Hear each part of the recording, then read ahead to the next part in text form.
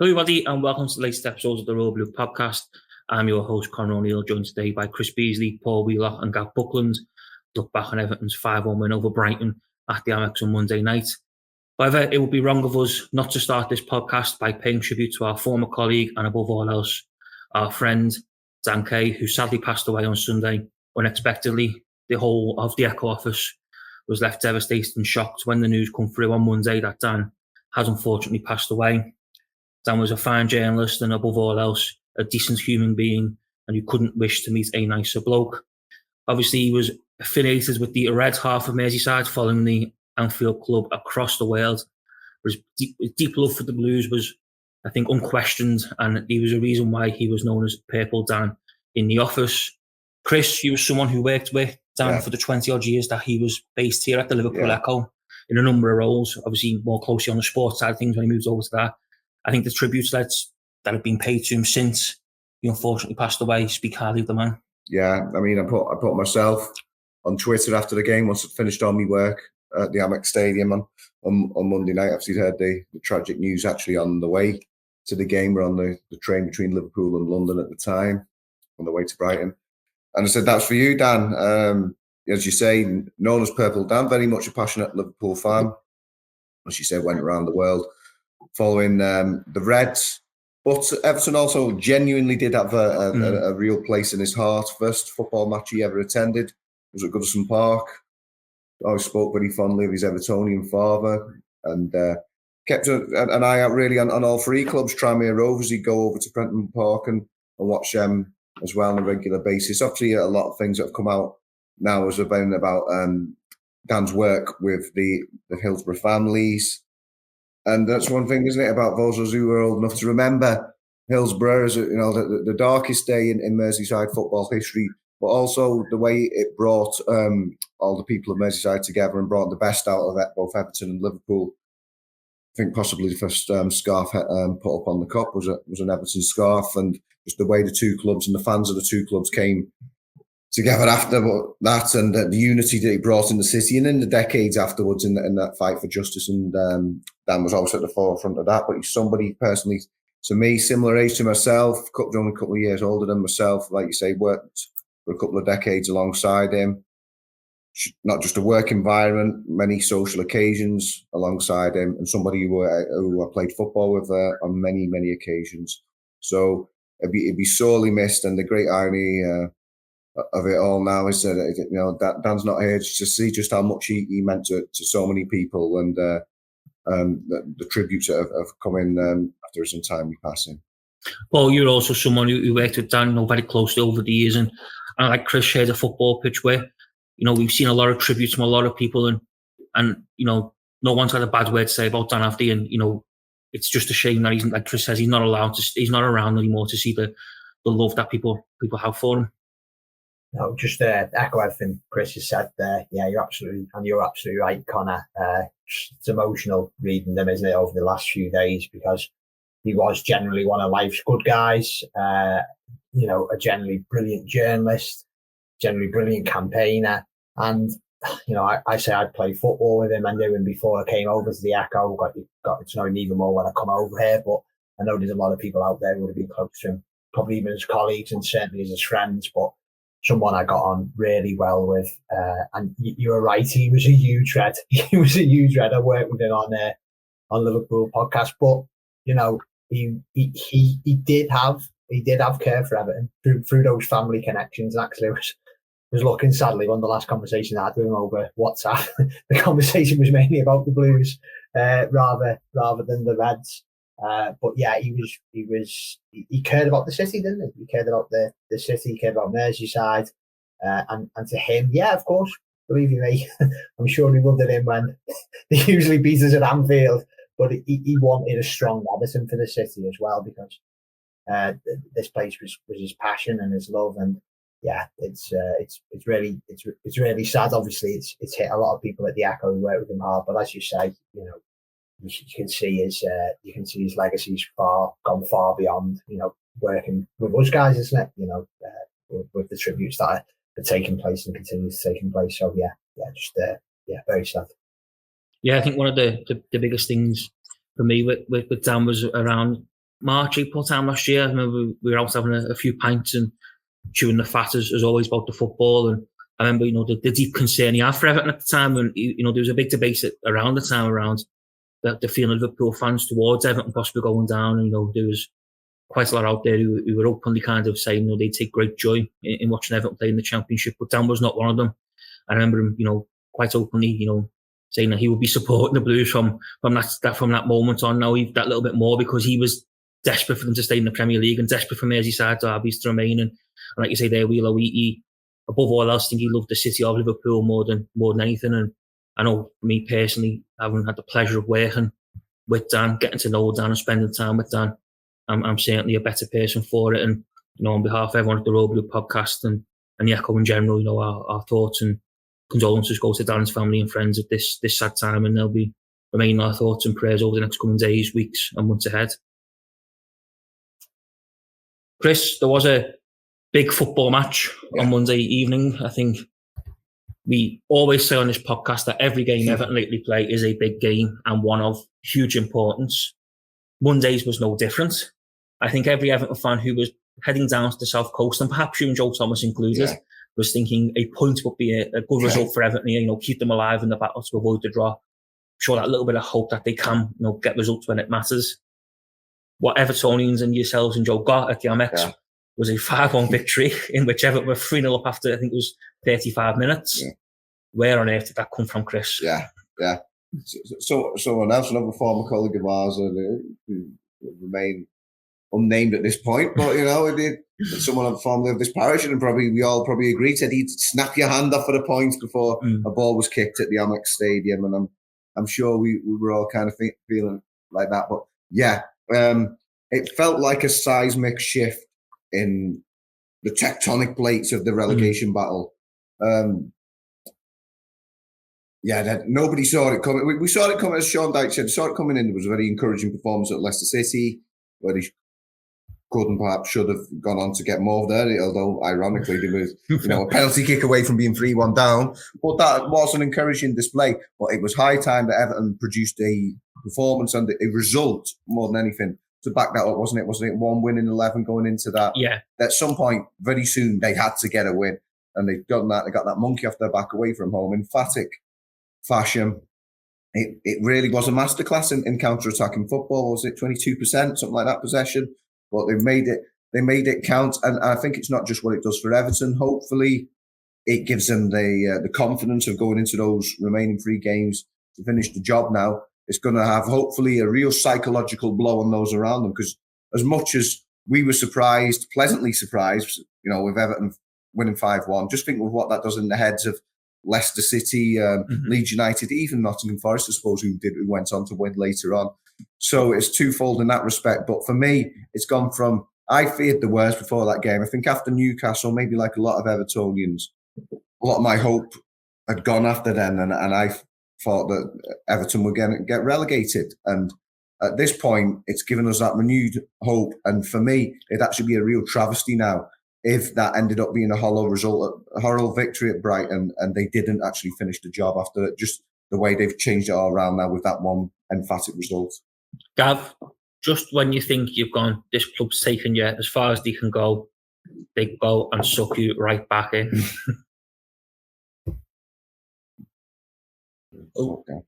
We seem to have lost Gav there. Wheelo, I'll come to you because, like I just said there, this club, they seem like they suck you out, and then next thing you're right back in. Gav's back. We've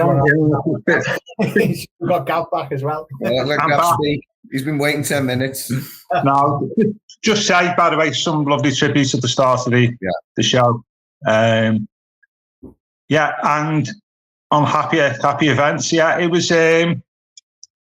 Nobody seen that coming, did we? And I think we all would have snapped our arm off for a point.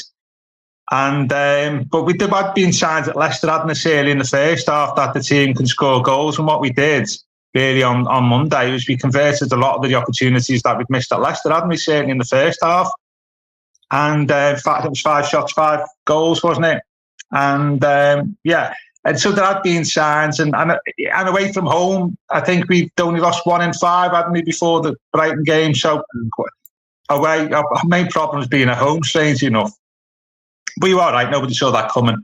It's quite funny, isn't it? First, also as well, nobody sees a first-minute goal coming through after 30 seconds. Because I never know what to do when that happens. Because there's no like build-up or there's no massive build-up for it. You don't see it coming. And I'm just eating my tea. And I was like, I haven't scored. I'll just like carried on eating my tea. Didn't know what to do. What are you supposed to do? 23, whatever it was, 33 seconds, and and the good thing about that is you can score that old cliche, score too early, but you never felt that, did you? As soon as we scored, we looked solid and tremendous overall. I know we'll talk about the game, but that was as good as what we played for many, many years in my eyes, to be honest with you. I don't know, Gav's clearly got more confidence than me there, Bees, because when I was watching even a 4-1, when Brighton got one back, I was sitting there thinking, oh no, don't concede again here too soon. That's only in retrospect. There were moments where I thought that Brighton would come in, certainly 3-0, but you always felt that we had goals in us, didn't we, on Monday? But yeah, what a performance, and fair play to everybody. And it was good to see the 9s and 10s on the Echo Office keyboards being, taking the cobwebs off them. Those big figures. Yeah, taking the cobwebs off them to reward them, all the players, and fantastic.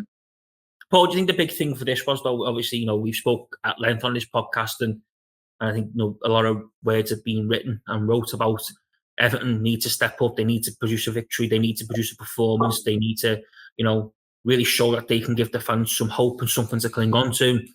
This was one of them kind of games, wasn't it, where in 90 minutes, all that comes to the fore, and essentially Everton showed that, on this evidence, they should be playing Premier League football next season. Yeah, I think as Gav said then, I know it's easy to say this in retrospect now, but I was okay with what happened at Leicester. Like, I know it was billed as a must-win, but I was kind of the opinion that it's not it's a must not lose, really. And a point would have kept us in the mix, but it was the performance at Leicester that encouraged me, because I thought we played some brilliant football that night, brilliant counter-attacking football. And as you said earlier, Chris, I did leave Goodison on that Thursday night after Newcastle thinking, this could be it. But Leicester dragged me back in a little bit. And as Gav said, on Monday, the performance level went up again, but we were clinical this time. That was a big difference, because we created a lot of chances at Leicester as well. But you're right, Connor, really, in many respects, who knows, the other teams could keep losing. We could have drawn a couple and maybe we stay up that way. But it always felt, before we got to those Wolves, and certainly the Bournemouth game, we needed to pull a result out of the bag.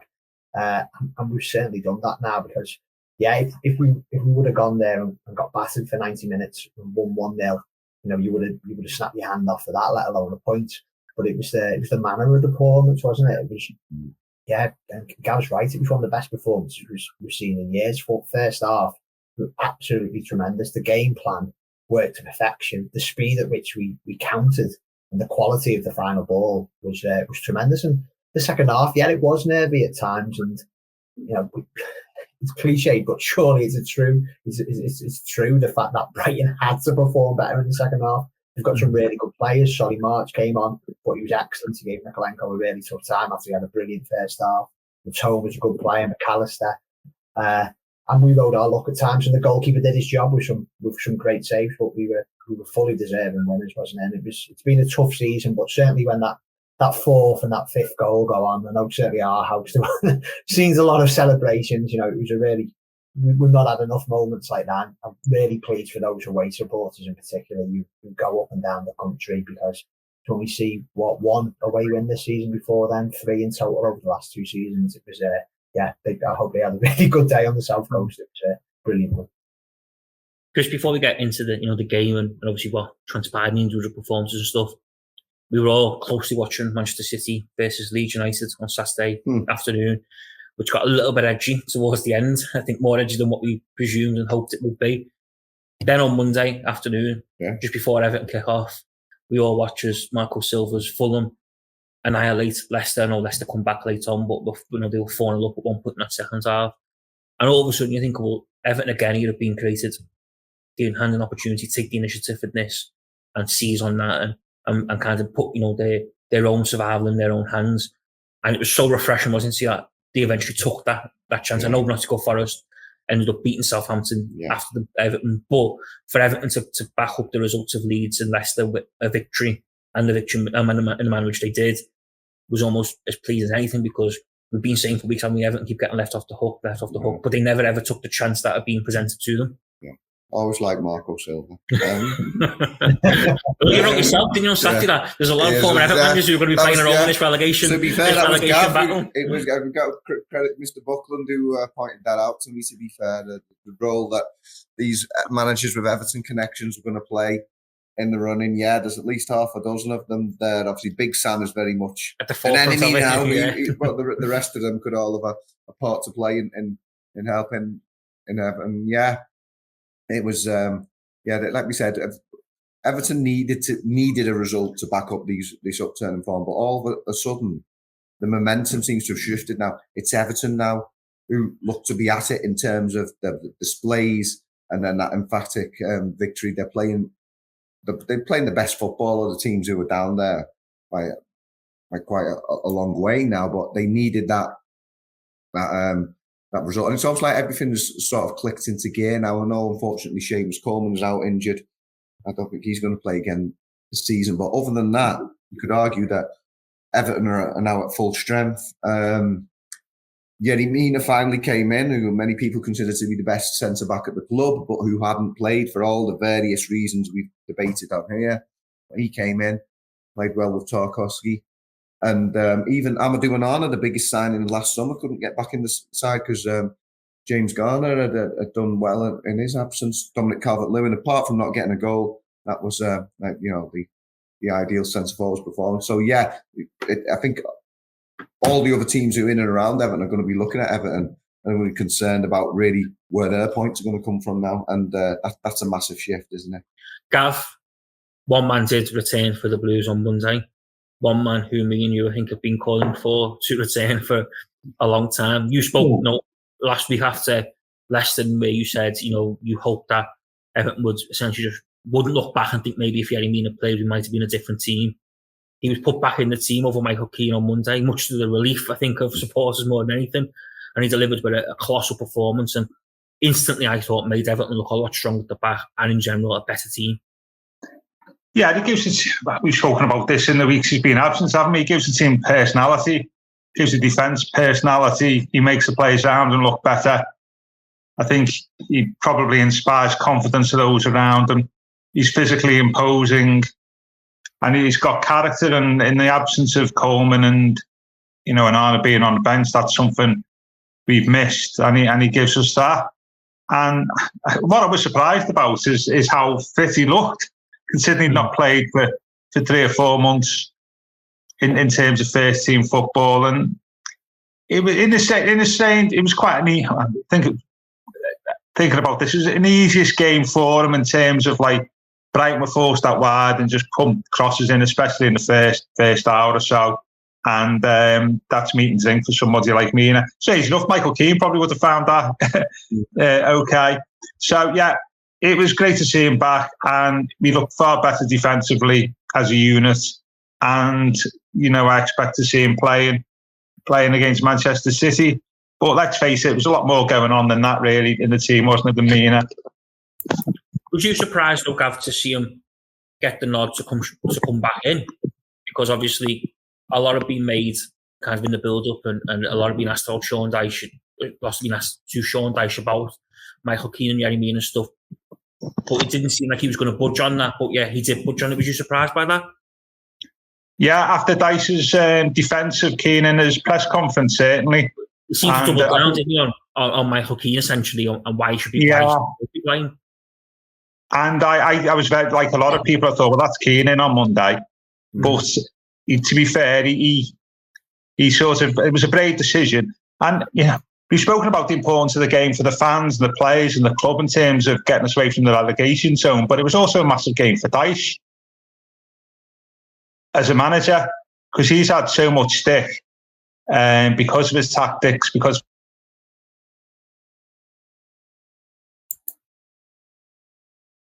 we seem to have lost Gav there. Paul, I'll come to you because Sean Dyche seems like a good point to stick with because, like Gav just said there's been a lot of talk about Sean Dyche's tactics, the way teams have been set up, his selections. I think I'd say pretty much anything to do with the way Everton have been in recent weeks. There's been a lot of kind of points aimed at Sean Dyche. But this was one where he got absolutely spot on, wasn't it? Every call he made paid off, and everything that he'd done worked. Yeah. I remember the United game. It was the first time that I probably said question Dyche because I think we went 4-4-2 at Old Trafford, didn't we? We played a very high line and we got ripped apart, and I think 2 was flattering to us by the end. And similarly against Fulham, but I suppose looking back, I think we had Coleman, Anana, Doucoure, and Calvert-Lewin out, and there was only so much you could work with there. But yeah, the big thing, what Gav was talking about then, was the non-selection of Mina, wasn't it? Really, because Cody at the time probably warranted losing his place, and you can understand him going with Michael Keane because he obviously had success with him. At Burnley, I presume he would have played. I know Ben Mee was a partner for a long time, but he would have known Tarkowski. So I can understand Dyche's reasoning there for picking those two. And I don't think Michael Keane's has been quite as bad as a lot of people have made out, but unfortunately he does have a habit of making mistakes. And I think in his time in the team since he's come back, you could probably identify a number of goals which, were his fault, to be honest. Even if they may have overshadow what had otherwise been a pretty solid display. And I think if he hadn't have played Mina, it would have been a bit of a black mark over Dyche because he's clearly been fit for a long time now. As Gav said, he looks in completely good shape, didn't he, on Monday afternoon. And at least that's off his back now, really. Whatever happens in these last 3 games, he's gave Mina a go, and he probably should have done it sooner. But managers can be stubborn, but he took the big decision. Maybe he wanted to keep Keane, maybe he doubled down on him, and maybe he thought, no, I want to keep on with this. But he's seen something that I think the supporters have been seeing in recent weeks as well. So, a big win for Everton, but a really big win for Dyche, and all the players deserve all the credit that they've got in the last few days. But as I said earlier, credit to Dyche as well because I thought his tactical plan and the way we executed was absolutely brilliant. Brighton may have played into our hands a little bit with the crosses. Maybe they were a little bit tired after beating United a few days earlier, but I don't think any other team has done that to Brighton this season. So yeah, credit to him and credit to the players. Credit to the players. Yeah, Chris. A lot of focus on Everton's attacking players. Yeah. He scored 5 goals, win 5-1.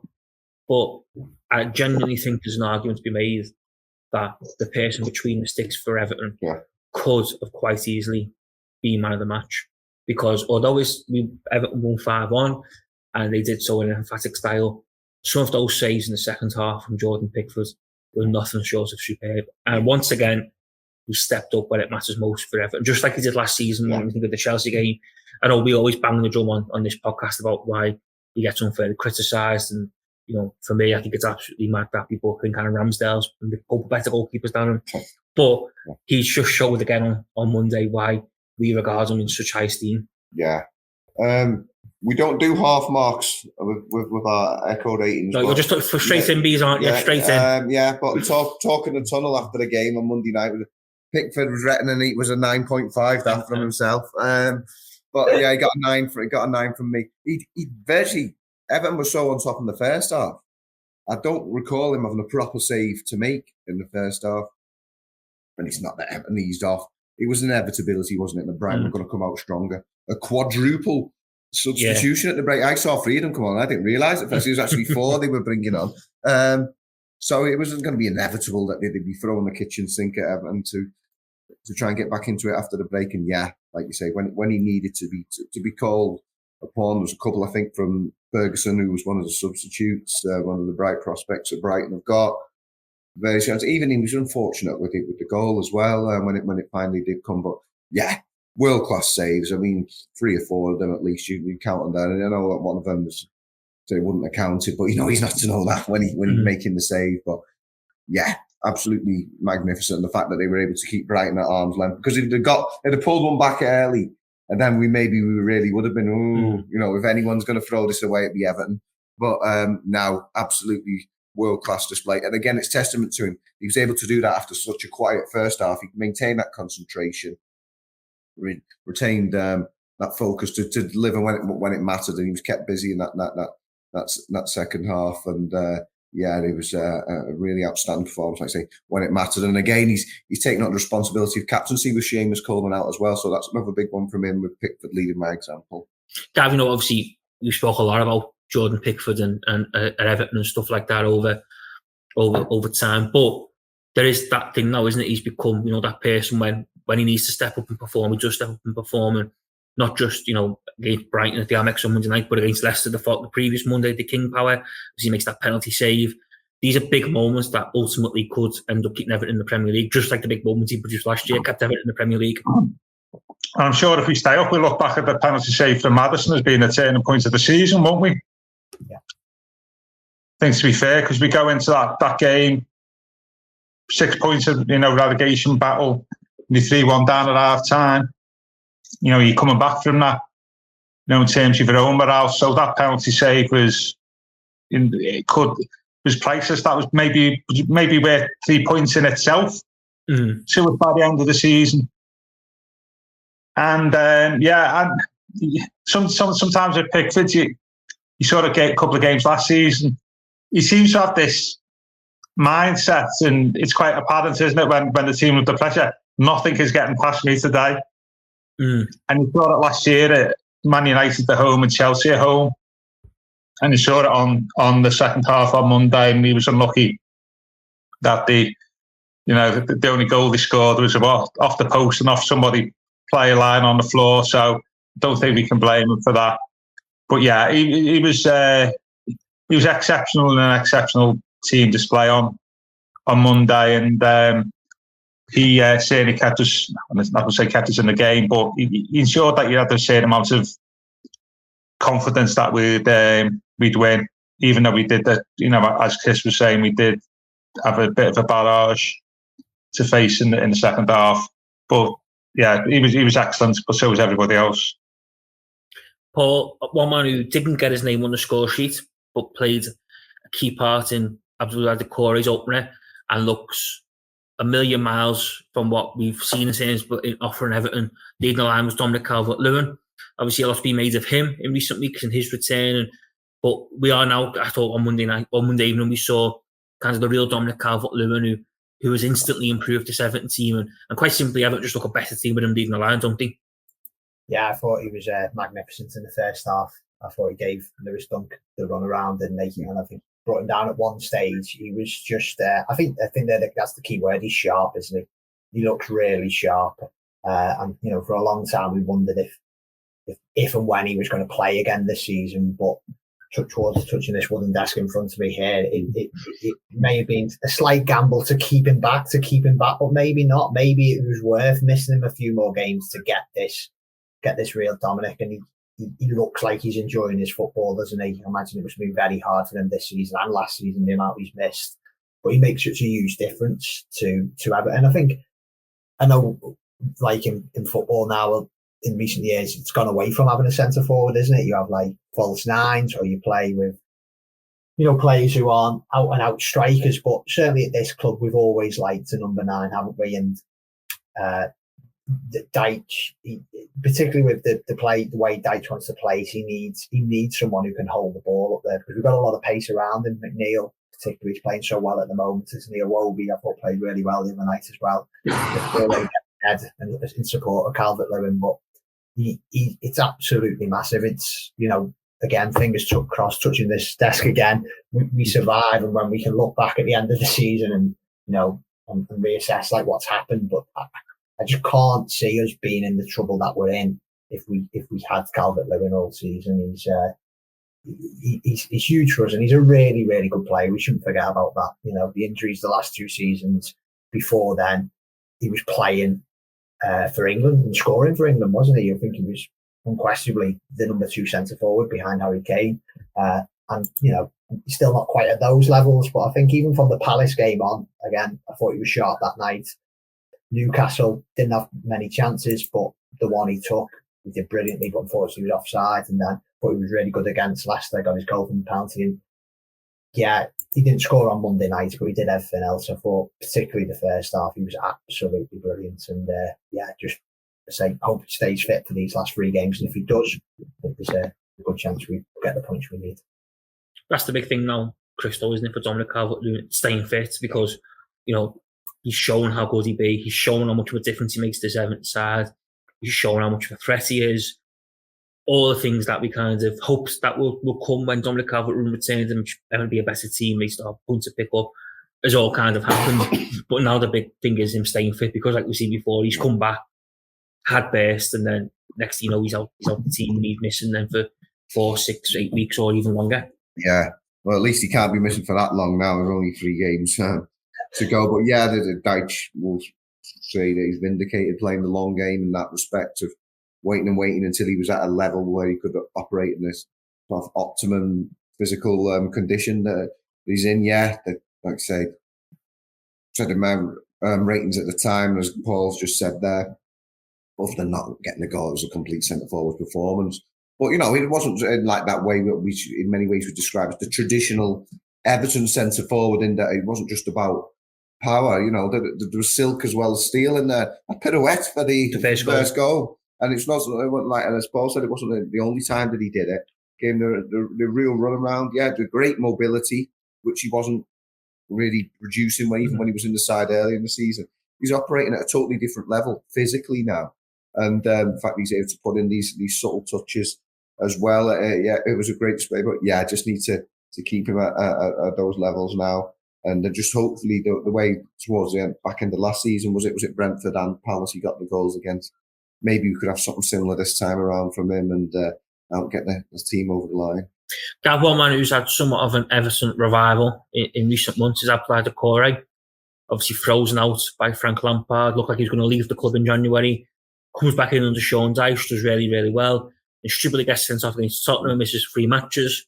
Them 3 games look like they're going to play a huge part in Everton not managing to preserve their Premier League status. I think, if anything, Sean Dyche looked a bit lost in some of them games, how to actually operate without Doucoure. But he was back in the team. He was back on 2 goals on Monday night. And it's almost like now, if Everton stay up, the revival's like complete, isn't it? In the sense of he's gone from, you know, the outcast villain to almost like the relegation hero. Yeah, funny old year he's had, hasn't he? Really, where he was in January, had an interesting 4 months. You know, out the team. Rumours of being sold in the January transfer window. Out of favour with Frank, comes back in, gets sent off. Could, you know, as it happened, could hamper our Premier League survival because of, as you say, Dyche didn't really know how to get the team set up to replicate what we had. And now he's scoring 2 goals in the first half. Yeah, and it's quite obvious, isn't it, that what he does is he gives us a bridge between the midfield and the centre forward, helped by the fact that Calvert-Lewin, you know, is fit and firing, and that's helped Doucoure as well. And he gets into places on the pitch that I don't think any other Everton player gets into. Certainly, if you're not a striker, and we saw that. And I thought they were 2 great goals in slightly different ways. The midfield's run for the first one, and the second one, I think he started the move for the second one, didn't he? He did, yeah. That was a great goal, that. Yeah. I mean, you know, from the McNeil cross to, I mean, technically that's a great goal, because he wasn't on the 6-yard box and blasted past the keeper. He probably only had, from where he was at, a very small gap to get the ball in. And it's his first time, and it was a slightly awkward height, wasn't it, really, as well? That was great technique. And I thought he was superb on Monday, and he's shown what we missed in the 3 games. He was out because of the red card. And they said, what's he got? Has he got 4 or 5 goals since he's come back in, something like that? 4 now. Which is 4, yeah. Yeah, which is a good return, considering he's not played in all the matches. So yeah, he was another one who had a great game on Monday. He looked really hungry and sharp, and hopefully can keep through that for the last 3 games. One player, Paul, who somewhat gone under the radar, I think, in recent weeks, but he's come in, he's done well. He's done enough against Leicester at the King Power on Monday night to keep Amadou Onana off the team at the Amex, and that was James Garner. Obviously, he come in the summer from Manchester United. Frank Lampard spoke very highly of him during his reign. I think he was kind of the player Lampard had the highest hopes for, I think, in terms of his summer signings. Obviously struggled with injuries a little bit and obviously missed the last chunk of the campaign under Frank Lampard due to injury. But are we now starting to see, in a sort of quiet way, just how effective and how good James Garner can be moving forward? Yeah, definitely. I'm glad I can say something nice about him, because I was cursing him at half time, to be honest, because typical pessimistic Evertonian that I am, I was saying, oh my God, I hope that doesn't come back to haunt us, that miss. Just on that though, Paul, that just sums being an Evertonian, isn't it? Like you're 3-0 away from home and you curse us, almost the chance to make it 4-0. Believe you me, it wasn't until the 5th went in that I started celebrating. But with 2 minutes to go, we were safe then. But no, yeah, he should have scored. He should have scored. But he's quite tidy, isn't he? You know, he's quite understated in there. And if a few weeks ago, if you would have said that he'd be keeping Amadou Onana out the side, you know, you would have been surprised, really, given how important he's been at times for Everton this season, even though I think you and Chris and Joe have spoken recently how he probably needs to step it up a little bit, Onana, and maybe Sean Dyche just seen that, not so much a criticism in Onana, but obviously there was a chance for him, Garner, to come into the team when Onana was injured and then he was ill, wasn't he? So, and he's certainly taken it, and there was a nice balance there on Monday. For Idrissa Gueye played pretty well as well. I think he was a bit more disciplined. I know he loves to go and get the ball wherever it is on the pitch, but I think he sat back a little bit more on Monday, and Garner looks a good footballer.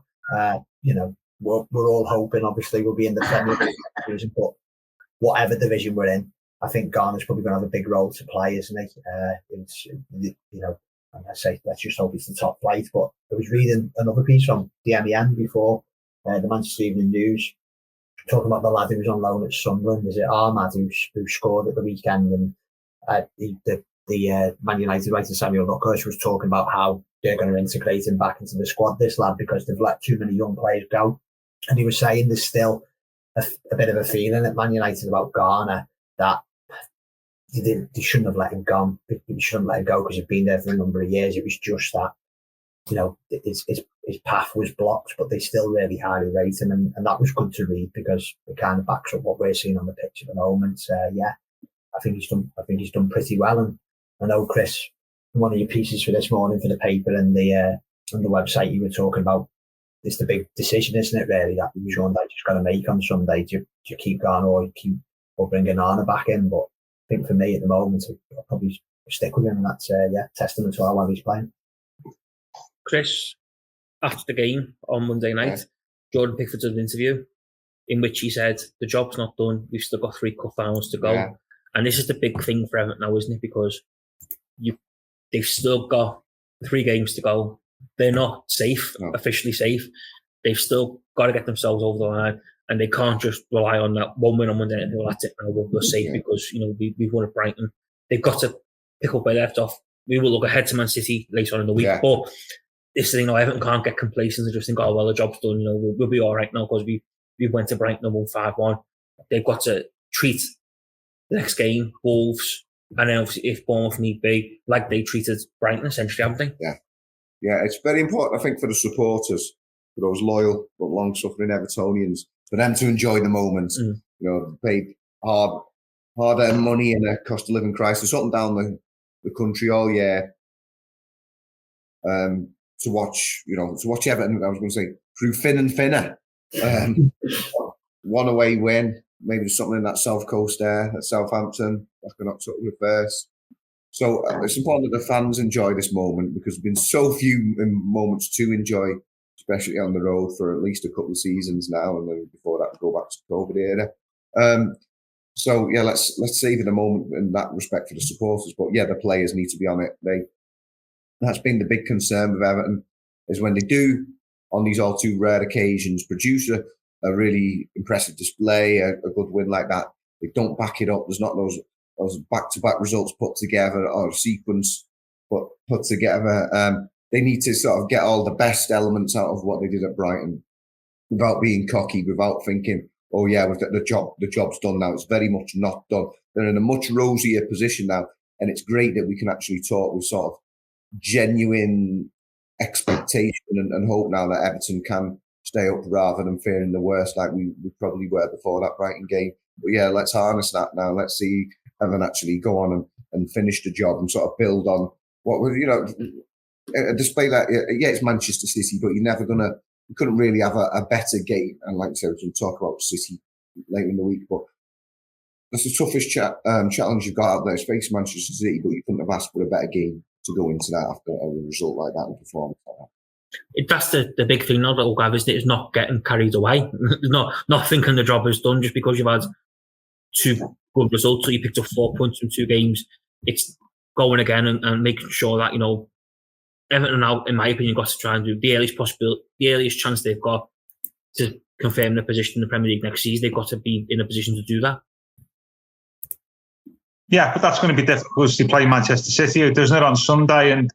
And, we've spoken, haven't we, about rogue results can change things. Leeds play Newcastle, don't they? It's a Saturday. Yeah. Yes. At Ellen Road. And they've shown that they've got fighting at Manchester City, and Newcastle are wobbling a little bit at the moment, apart from when they played at Goodison.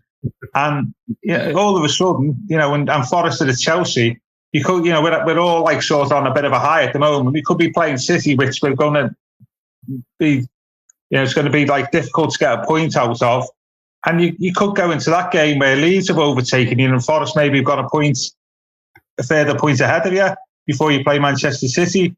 So think, what this weekend's shown you and 1 or 2 other weekends is things can change quickly. Mm-hmm. And we've just got to be on our guard. And it hasn't fallen well for us, the City game, has it really? I suppose you would rather have taken this result into Wolves away or Bournemouth at home, wouldn't you, really?